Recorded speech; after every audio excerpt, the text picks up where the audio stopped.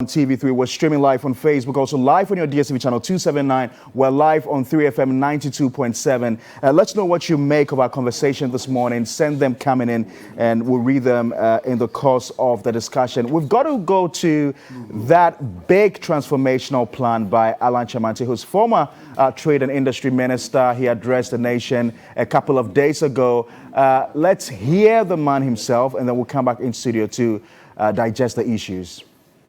If by the will of God and through your goodwill, I'm voted first as the flag bearer of the NPP and subsequently as President of the Republic in the next general elections, I will become the transformational leader of our time, who will build on the foundations that have been laid by successive leaders of our nation over the last 65 years.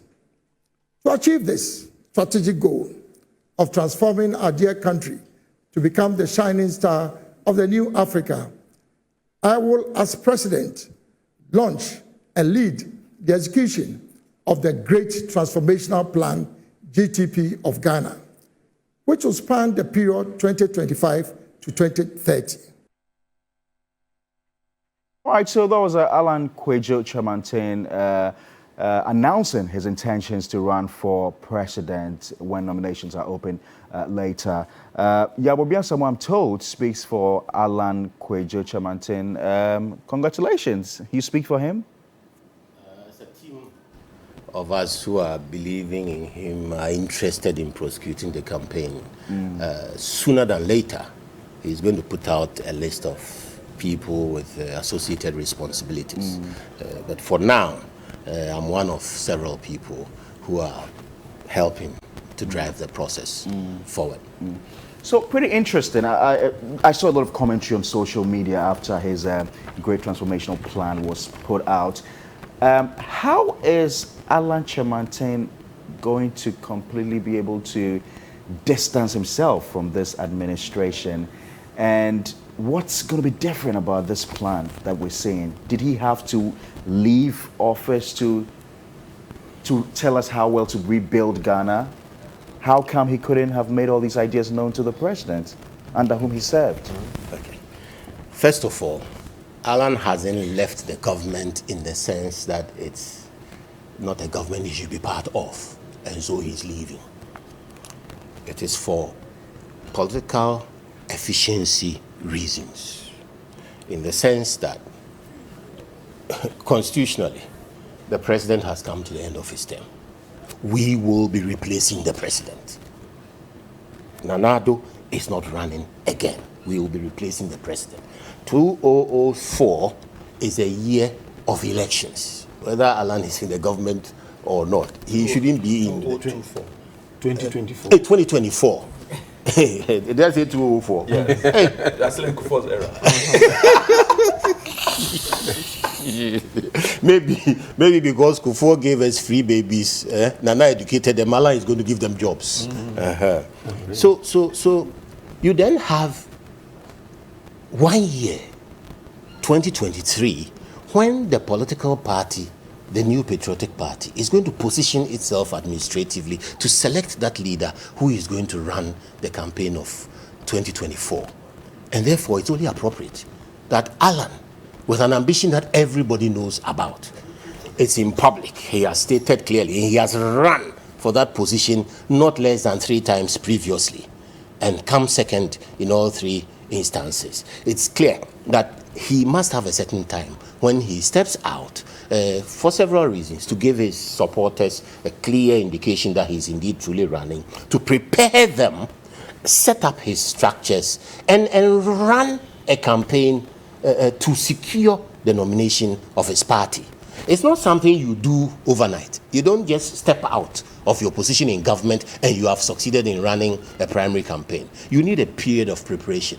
So Alan has stayed with the government to the optimal point where he needs to step out and deliver this. More importantly, his ideas remain part of the government. Indeed, the Great Transformational Plan has planks that he himself stated are built on what this government is doing already. And it goes back to building on the cumulative efforts of previous NPP administrations. And Alan has said something very important as well. He said that he is here to build on the leadership of the past 65 years, which means that what Prof was complaining about, the chop and start, this government comes in, criminalizes everything the previous government did and steps on and starts things afresh. You can't grow a country in 8-year spurts. Growth cannot be enclosed and specific to 8-year periods, the way we tend to assume. So Alan is bringing that different perspective. So let us appreciate that, one, he had to step out at some point, and this is the optimal point, when the time frame for selecting the next leader within the party is up. We may be opening nominations anytime from now. So he needs to prepare. He needs to lead his people, the people who are going to support him, the infrastructure that he will use to contest. He needs to lead it. Secondly, he is not out of the government because he is running away from a bad situation. Because of this, he needs to step out of the government. And therefore, his own future, the great transformational plan, he brings a sharpness to certain things. And that's the difference. The distinction is that he's not wiping out everything he's been part of, but he's bringing a certain focus. Indeed, I'm saying that Alan is the business-minded politician who is going to take government out of business for business people to do proper business in this country, create jobs, create incomes, and therefore create taxes, create consumption, create savings and investment. Put us on the path to creating real jobs, which is our biggest deficit in the country at the moment. So the GTP is designed to put the private sector at the center of everything that we do. And he's putting it there not merely by word of mouth. His entire political professional life has been devoted to creating sustainable jobs. Conceptualization, design, proposals, resource mobilization, planning, implementation, and seeing the fruits of it. And one of the biggest and particularly the best example of that is the automotive industry. In 2018, who would have thought anybody could produce a car of modern make in Ghana? We've had assembly plants in the 60s and which collapsed. We couldn't continue the tradition of Boafo, which would have used now if we had the Russian ladder and the Chinese and all that. Yeah. Now, when Alan as trade minister decided that we would have an automobile industry in this country, he was laughed at by everybody. I mean, a Ghana, who is going to assemble a car here? So what did he do? He brought political vision and commitment, developed. Of all the problems we have as a country, is that the most important thing? Is that the most important? Establishing an automobile industry? No, I'm using the automobile industry as an example which goes to the heart of the biggest problem this country has, which is employment. There is no doubt our biggest problem now, as we sit here, is employment. Free SHS, technical schools, and all that. You are turning out 300,000 people, employable people, a year. 300,000 employable people a year. And which mechanisms are going to absorb them? Government, security services. All the people sitting here, you're all big men, apart from me. I mean, Comrade Asari, you're a big man. No, I'm not. How many people don't come to you asking you to take them to immigration and police and prisons and you know? But you have not even raised the issue about skill sets. Where are they coming from? Our vocational training institutions. How many people are we churning out from there? A lot of the skill sets, we don't even have it. You see, you are going into the dynamics of it. First of all, accept the principle. In principle, what is our biggest need as a nation now? A credible process of sustainable job creation. Okay, so Alan Kyerematen talks about the arrogance of power. He says the president has laid such a solid foundation, but he believes that a lot more could have been done. Yes. He talks about establishing a lean government. Yes. Now, I'm just wondering what that solid foundation he says the president has laid is. What is that solid foundation? He actually referred to the foundation. What is that foundation? You know, if I'm to step back and look at it, what was the essence of Kufuor? In a sentence, wealth creation and social protection. Those are words. No, wealth, yeah, Kufuor created, he reduced poverty to 26%. He actually won the hunger prize.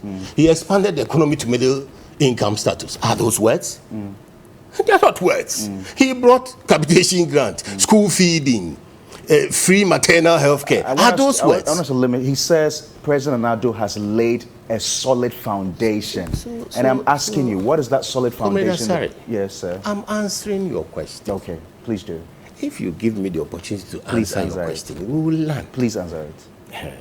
So I'm saying that Kufuor was for wealth creation and social protection. Nana-Addo expanded it further.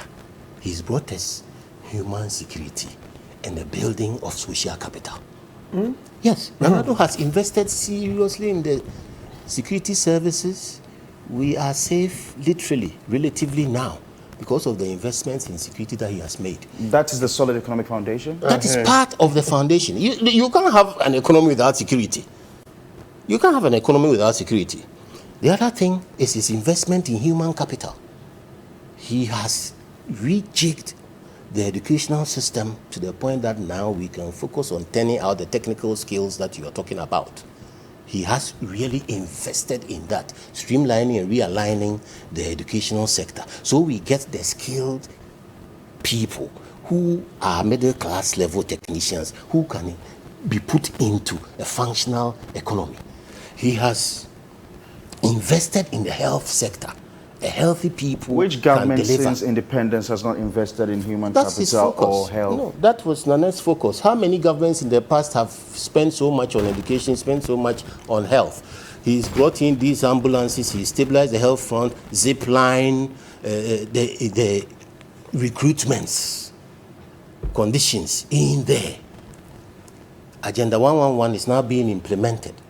There is a sense that social capital has been prioritized by Nana-Addo. Social capital, the investment, the two consequential periods of declaration, investing in roads, the investments in railways. These are the solid foundations that he has put in place. The railway investment is unprecedented. The focus on new industries, bauxite, iron and steel, the discovery of lithium. Nana seems So- to have done a pretty lot. Yes, the job is ongoing. 1D, 1F. It's only a component of what we did in terms of expanding private sector investment in governance, literally, delivering jobs. That's why I was focusing on the automotive, and I'll go back there and tell you how the process works, where Alan is concerned. You understand? So, Nana has invested in developing physical, social capital and human security. That is a solid foundation. Now the next level, the next jump is jobs. And Alan is your man for jobs.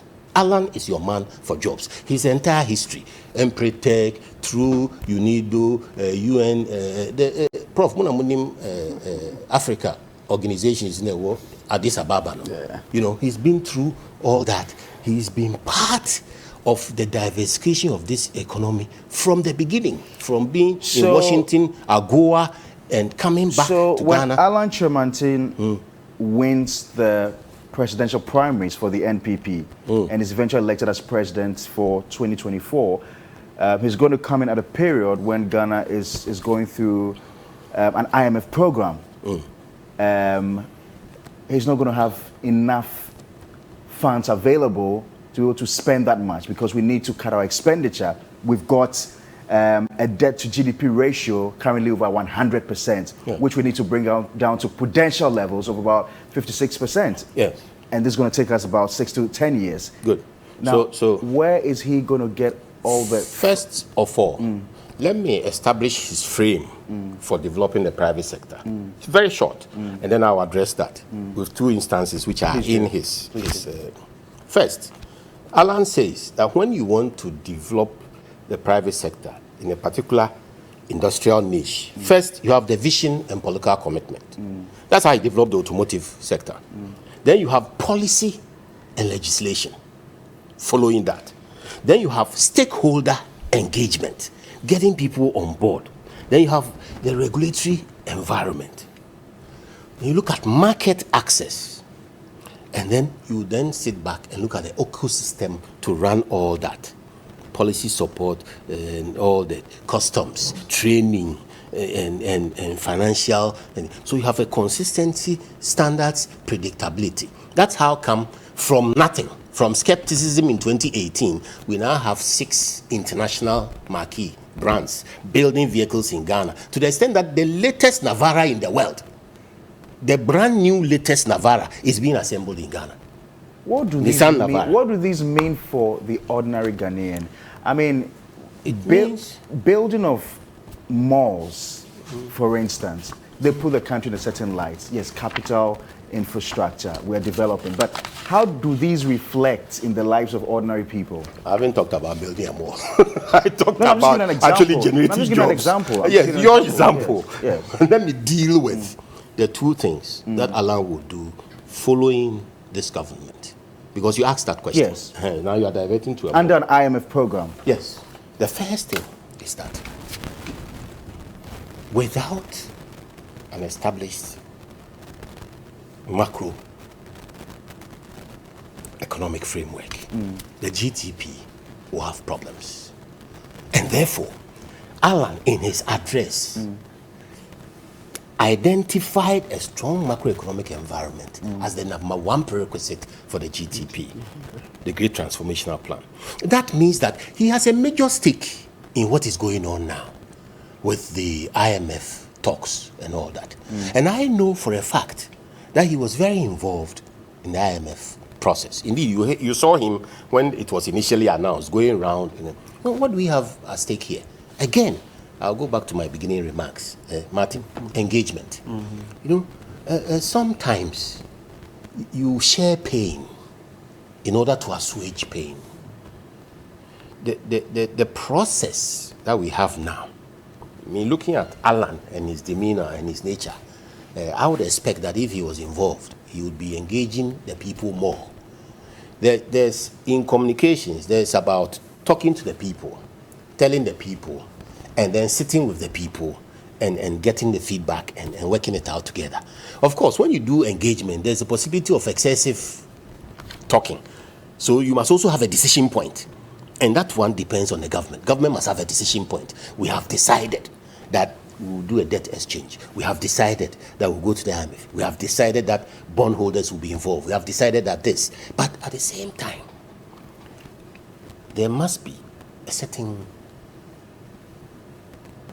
The empathy process must bring in all the malcontents who are genuinely discontented. Because it's genuine. The pain is real. I mean, we are in a serious situation. Right. So the effort required to re-stabilize the macro environment, you know, we must put in more effort to engage the discontents. Because we have a situation where if we don't do this debt exchange and do it well, and in the end, we are unable to, it will not be a failure of the government. It could lead to a catastrophic collapse of society, dislocation of society as we know it now and today. Because if we don't have that credibility support from the bank through our meeting those obligations we've set ourselves, our sovereign target of restructuring our debt and all that properly, if we don't meet those targets, because we are unable to bring our own people and thinking and minds on board, then we are jeopardizing even the little that they have left. You understand what I'm saying? Because you can't keep what you have by refusing to participate. But if you refuse to participate, what you have may even disappear in the conflagration.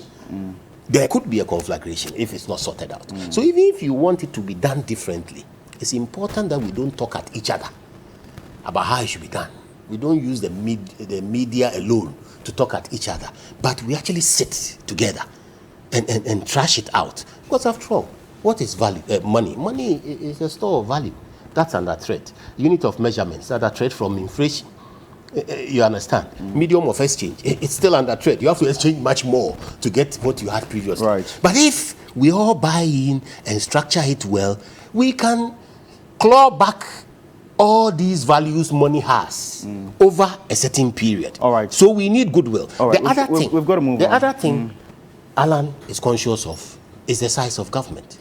You ask me how he will continue from this. And I'm saying that the first one is that he has a major stake in realigning the macroeconomic environment. And therefore, how the current debt exchange program and other components of the IMF deal are structured. He hasn't left. So the other thing is that he will downsize government. And government is not only about political appointees. Multiple agencies doing the same thing, falling over themselves and all that. You have a lean, functional, effective government that enables the private sector to work. That's the bottom line. It's a lean government that lives and breathes solely for the purpose of enabling the private sector so that licensing and all those things will become simple for individuals to be able to produce and generate employment, generate incomes that government can tax. Right. So he's going to reshape the very objects of government. All right. I must bring in your other colleagues. Mr. Sawifia, are you convinced by Mr. Chairman's great transformational plan? The moment he began to espouse the good works of Nana Addo, he had lost me. From there, I knew that it's over. But he's in a fix. No. Is it not? You see, you see. Does he condemn Nana Addo? Does he praise him? You cannot praise Nana Addo where we are. Where we are, you cannot praise Nana Addo. I mean, what are we serious? But he's been a part of the government. He should have left earlier. That's it. He should have left earlier. Let's not. Ghanaians, we are tired. Look, this what? It's not. It doesn't even begin. The president has created a solid For you to praise solid Nana economic Addo, foundation. Nana Addo, and say that he has done. What are you talking about? Sand, quicksand. No, it's not. What is this? Everything has been thrown down the drain. So he lost you completely there. Look, we can't do any comparison. Look at how much money this government has borrowed as against what is on the ground. He spoke of health. 111 hospitals, where are they? Before the 111. No, it's your government. You started with 88 hospitals before election. Came on telly when you knew campaign was coming. You told us you built 88 hospitals in 12 months. I said, yeah. A miracle worker has arrived. Let's see it An happen. ambitious target due to COVID. So build 1, build 10, or build 15 or 20 and say that the 88 was ambitious. You haven't built 1. To add insult to injury, you tell us that no, after the 12 months, I'll build now not 88, 111 in 18 months. Nobody asked you to give a timeline. You did. And I should clap for you in health. Your health minister was able to go and order COVID vaccine without passing through any, what's it called, and he's still at post. And I should clap for him. I've been a health minister. By now, my name, if I'll be bouncing off the walls in a prison. Let's not minimize what has happened though. Mahama couldn't cough 10% of what this government has done. And you say we should clap for Nana Addo. Put it aside. So you lost Alan Chamanti completely there. He should not go down that route. Let him do his campaign and speak truth to us that this government has failed. Because this is a failed government. Let us not joke with it. Yes. It's a failed. Even this free SHS you are talking about, it is going to go under review. All these, they are flagship projects. By who? Wait, no, not by us, by your own people. Because you are with the IMF. So listen, Mr. Sawifia, if I hear you correctly, you're saying that Alan Chamanti speaking to the nation was not just speaking to NPP people. He was speaking to the entirety of Ghana. Of course. And so he should have realized that he had to be factual with what he was saying. That is the fact. But he was factual. You see, if you look at those, for example, the flagship projects, if you want to cut expenditure, the biggest expenditure is in the flagship projects. And therefore, you cannot say you won't touch it. Ken Ofori-Atta himself, when they were coming with this free SHS, said we should do means testing. Right. He himself opened this, and he was shut down. Part of the reason they can't move him now, because he had warned them about certain things, and they didn't listen. So he also should have stepped down at that point. He didn't. He's with them, and he's with it. You have principle or you don't, period. So yes, if you have gone with it, carry the burden that it comes with. And he's doing that. That is good, but not Alan, or for that matter, the Agric Minister. So are you suggesting that Mr. Kyerematen has no principle because he failed to No, leave I'm saying earlier? that if he's coming to tell us Ghanaians that he was in a government that has done well, then he's already lost the battle for Ghanaians. I see Mr. Kwebu nodding. If you come under that premise, you understand? I'm not, you see, and I don't want to, I'm saying that if he had come with policy even, without going into, because he knows a real question that you have asked and people will ask, but you were part of a government, so what do you say? But you must sympathize with him. He says, I don't have any sympathy. He says, please. He says, Nanado has laid such a solid foundation. And that is why I say I've lost. But Why the is the sympathy inflation here rate is now? the sympathy Now, here why is is the CD the sympathy the here is, dollar? but he could have done things better. He himself has said There it. were His- things that he could has- have been done. Brother, Yes. you let me He stated land. that. Let me land. So the but is there were things that issue- could have been done better. He himself has said that he has to ensure that there's macroeconomic stability in his program. If you have said that, you have to accept that. In under the Nana Addo government, we have had under the Fourth Republic the worst macroeconomic indicators ever. But you know, Mr. Kyerematen cannot speak like a Kwame Pienim. He cannot speak like a Kwame So Pienim. then he can't be I am president. saying that if you don't have the right narrative, you are going to crash quickly. I And see the Mr. narrative that is coming, Mr. Kwebu I'm is hearing. itching to get in, and so I hand over the I told microphone you to Matthew you. was dangerous. Mr. Kwebu, I I have hand over the already microphone to you indicated now. my view Mr. of Kwebu, take it Matthew. over. Matthew is dangerous. Mr. Kwebu, take it over. Take it over. Even though he's a farmer. You see, Yeah. Mr. Kwebu, take it over.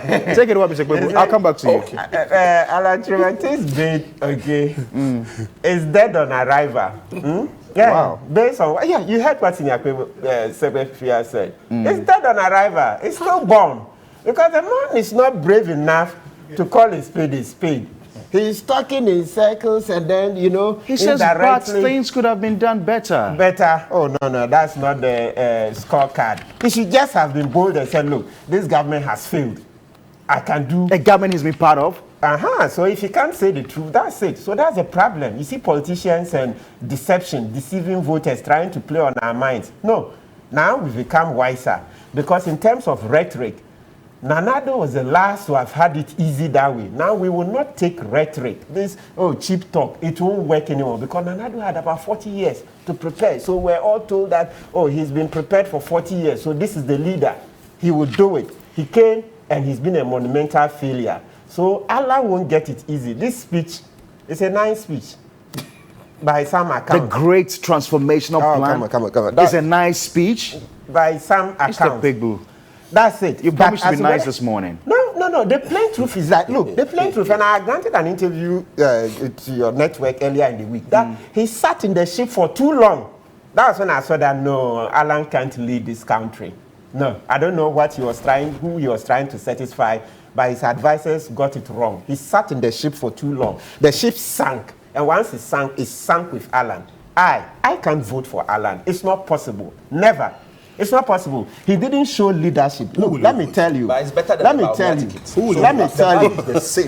Let me tell you. Right now, MPP. It can't be the same. It's over. And don't forget, What somebody can it- that voted for Nana, What can I it- was in favor of Nana coming 2016. The NDC I didn't as want an JM to alternative. get a second term, right? Yes.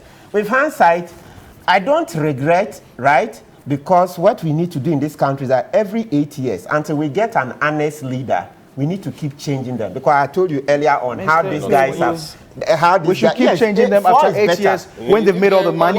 I prefer 4, but the larger majority of our citizens say, 4 years, the project is rolled out, have not been. So our patience will run out and people will join me in the 4-year cycle. And as I even said, we should go for parliamentary, because the corruption is killing us. So what Alan did is that he sat in the ship for too long. Alan should have resigned latest January last year. That's when I say last year, January of 2022. That was when Ghana was shut out of the international capital market. He should have known, because where Alan sits, and you know Alan is lived in the US, he can get better advice. So the signs were on the wall. Even Bryce Simmons, all right, who is a younger man, he's not in government, he has so much information. From October of 2021, he wrote articles that shows that we're going into the ditch. It's not even a ditch anymore. I go for crater. It's a very deep hole, very deep one. So you could have had advice that showed that no, we were just sliding down. We were going, not coming back. So that was when you should have abandoned the ship. Then he could have said, I wasn't part when the macro stability was washed But it could have been used against him. You remember he has a history of having resigned from the party years back. No, he would have said he's resigning to prepare for his presidential ambitions. And that would have been better. That was it. So I'm telling you, once Alan sat in, look, last year, I remember February, March, when the CD was depreciating rapidly. I said, does Alan really want to run for president? And he sat and allowed the CD to depreciate. Then we got a cost of living crisis. And we are still in crisis. Food prices skyrocketed. I'm going to play the mischief. There's a certain narrative out there, which I suspect the vice president might use, which probably will be open to Alan too, that perhaps he wasn't allowed to take the key decisions. No. He wasn't part of the key decision making. You know, he was secluded from every important decision making. That should be, a good excuse for him. Not at all. It's a non-starter. I told you that this time, cheap talk will not cut master. Cheap talk. You wouldn't sympathize with Baumia, for instance, when he says that he wasn't taking the key decisions in cabinet. He should have resigned. He should have, just like the way we are telling Baumia. So if Baumia wants to show leadership, if he wants to show leadership, he has to resign. Alan is the better street. Don't go Baumia at all. Yes. Baumia is the heart of it. Baumia is the heart of our problem. So this is it. The fundamentals were exposed to. Yes. If we will build toll roads and you don't have concrete roads. He hasn't built one. You are talking about. You must be merciful towards. You must be merciful towards your Babia Samoa. No. I'm telling you that the cloth is the same. He's sandwiching between the two of you. Yes, we'll crash him. I'm enjoying them because we have answers. No, there's no answer. So let me continue. You are also. Am I done? You have me. I think I have 1 minute. Please. Okay. Please. So let's come. Because I see Professor Jampo also. You know, reaching the. Spend time on this. This is very important. Yes. So let's come this way. So you see, Nana, when Senior Boabe was making his this presentation, he mentioned this automobile industry. Is that what is going to transform the Ghanaian economy? Transforming the Ghanaian economy, so we changed the Gettysburg economy. We wanted to stop import substitution industry so much, right? And when we say import substitution, yes, I know we import automobiles, but automobiles... That's only an example. Yes, and not a good enough one. I'm coming. Let's make... Look, our main problem with import substitution is rice.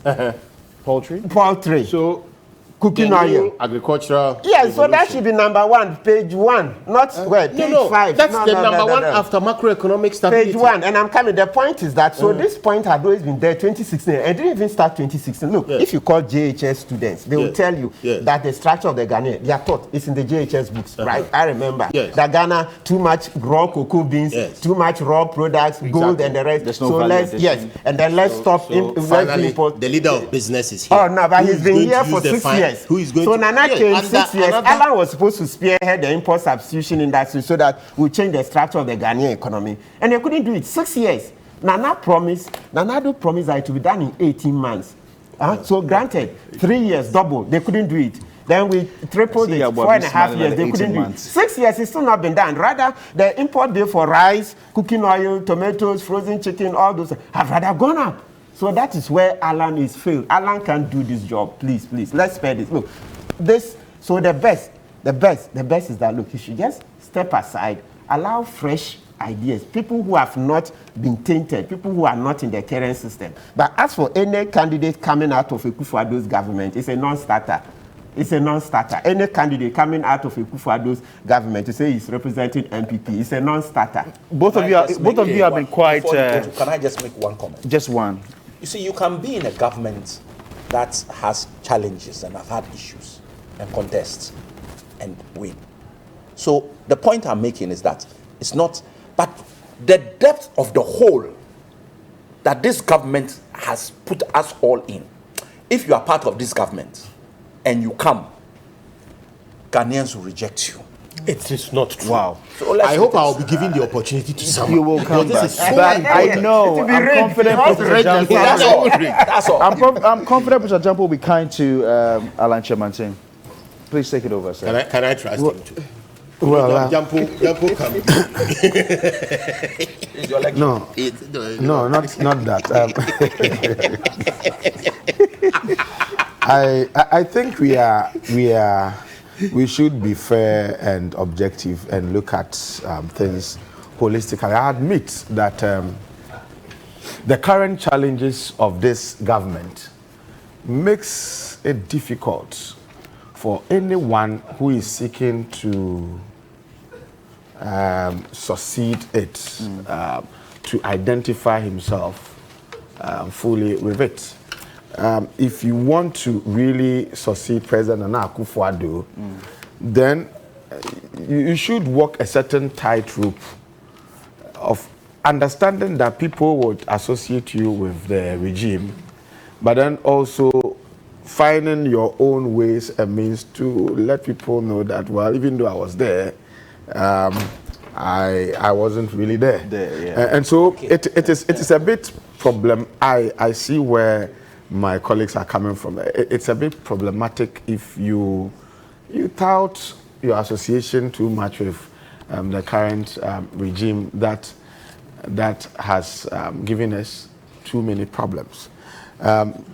Let's put that aside. But what I'm interested in is for us to interrogate the kinds of things that are encapsulated under the GTP and see whether they are the kinds of things that we need as a nation.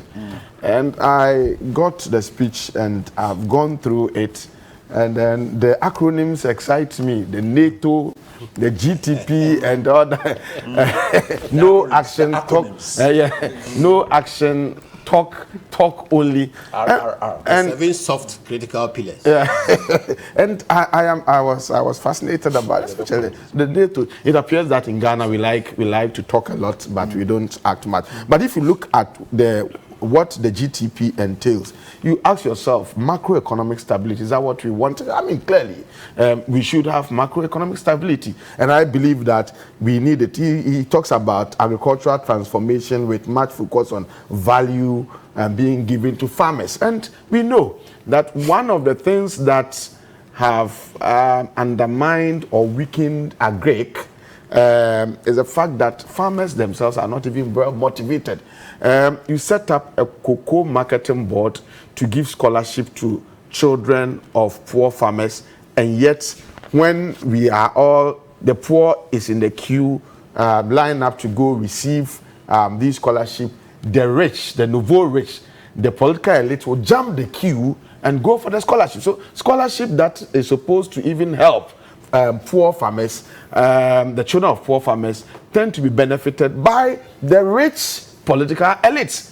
I mean, how many people, cocoa farmers' children, benefit from scholarship? And so he's talking about ensuring that agric is transformed such that farmers would also see some value. Is that what we want? I believe we should be interrogating it, talking about food distribution and marketing outlets owned not even by the state, but by the private sector. You know, one of the challenges that we've had as a nation is that even though food may be manufactured in the hinterlands, distributing and making sure that they get to the places that they are needed becomes problematic. And that's why I believe the agric minister had to turn his ministry into a marketplace by himself going for a wholesaler and then even also a retailer. There are two sides to that. But Nkrumah set up food distribution companies, but they were state-owned companies, and so they were not run properly. And all. So I've seen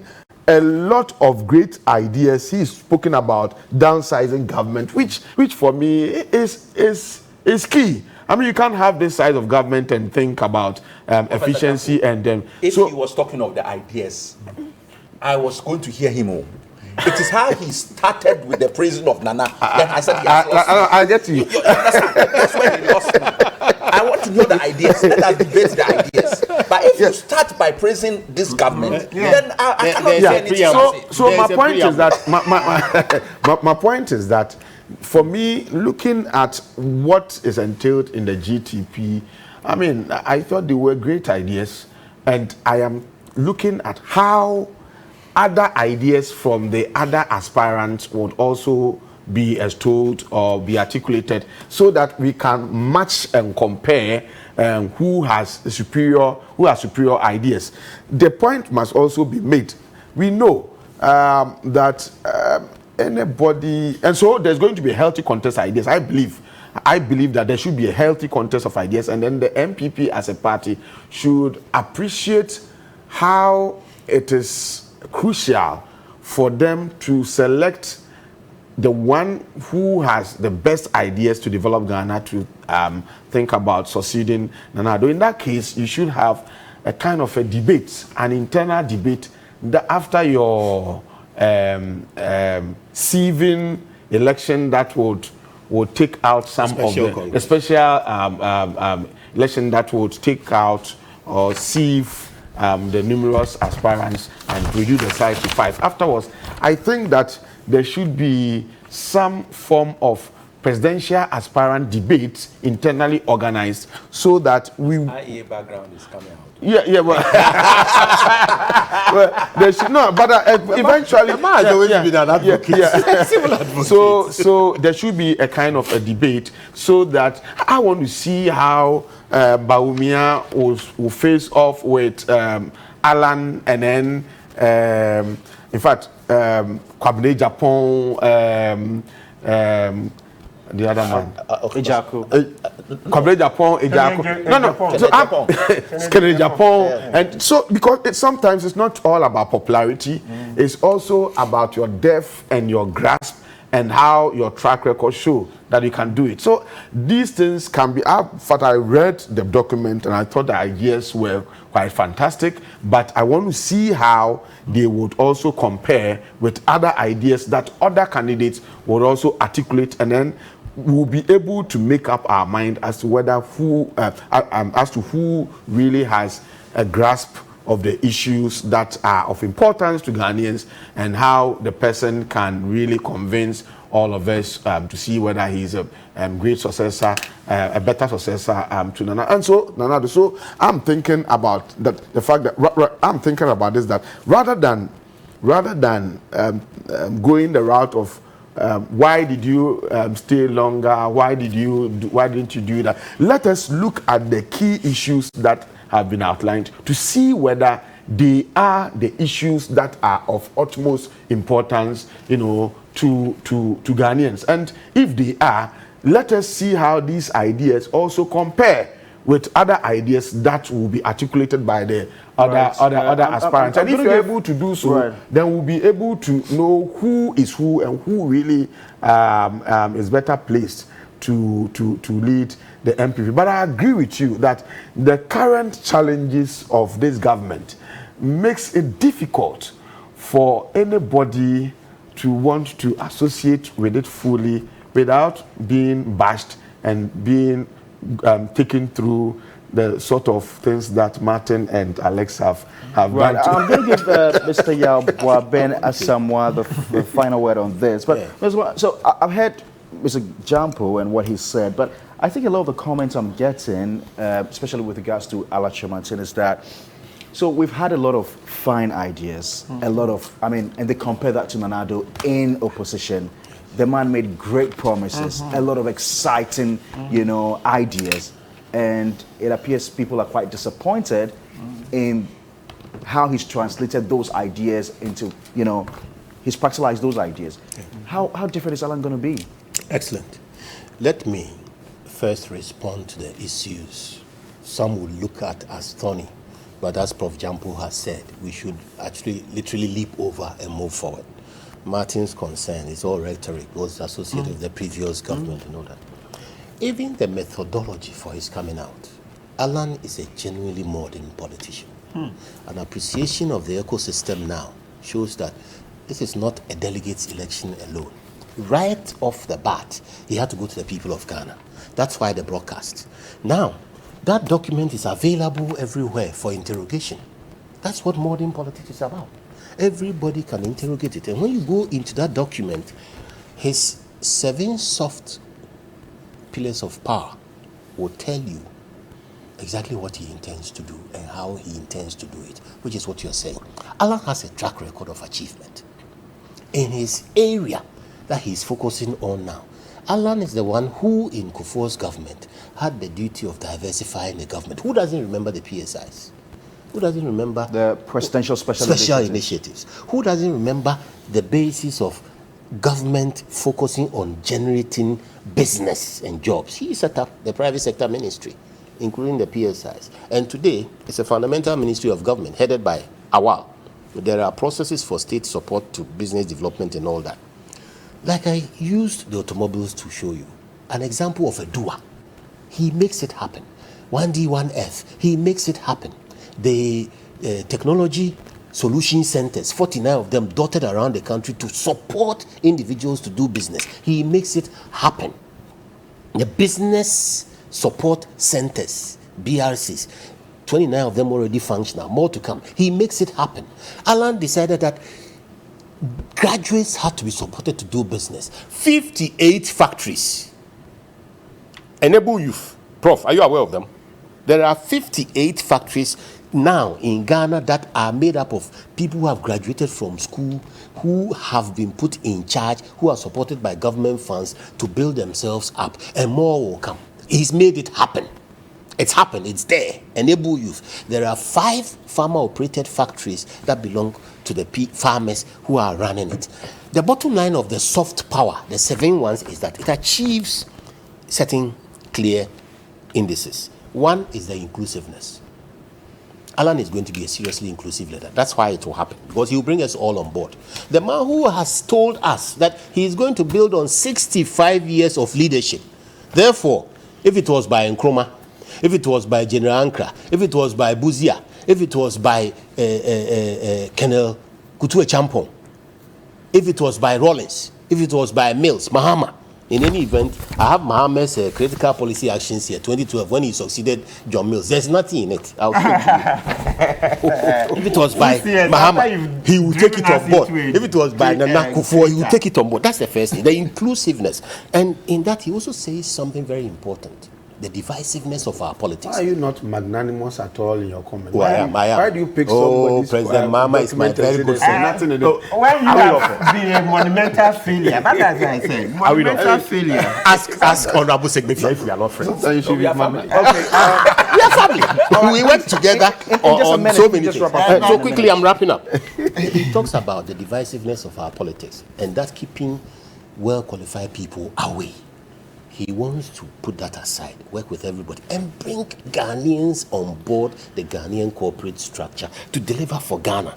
Then he makes a clear focus on public sector reform in the 7 soft powers. Have you seen the speech? Yes, where he talks about petty free and attitude to work and all that.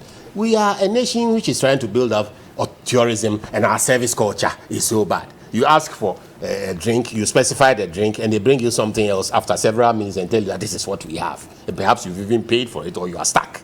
That's the kind of culture he's looking to change. He talks about. So that's worker change in our mentality, in our attitude. Look at our attitude to maintenance. You build something, it's for the government, and because it's for the government, nobody takes care of it. And so, how do you reshape? And then he talks about a new approach to funding social capital, where he's going to bring the private sector on board so that our roads, our hospitals, our schools, our digital infrastructure doesn't depend so much on borrowing. So he's going to be a doer and he's going to bring Ghana along to help him do. Even the new agricultural revolution is based on ownership. Most of the things there, you have a government that is kind of has a mentality for state babysitting initiatives. You understand? Most Ghanaian governments like to babysit all initiatives, including job creation. He is saying that let the individual own the initiative. So most of the farmer base, the new agricultural revolution, is going to be dependent on ownership, farmer ownership, private sector ownership. And when you generate ownership, you generate interest, you generate protection. All over the world, all over, democracies are protected by classes who have a stake and benefits in it. So Alan is going to create a positive incentive society. A society where we are all incentivized to participate because our effort will bring us the rewards. Right.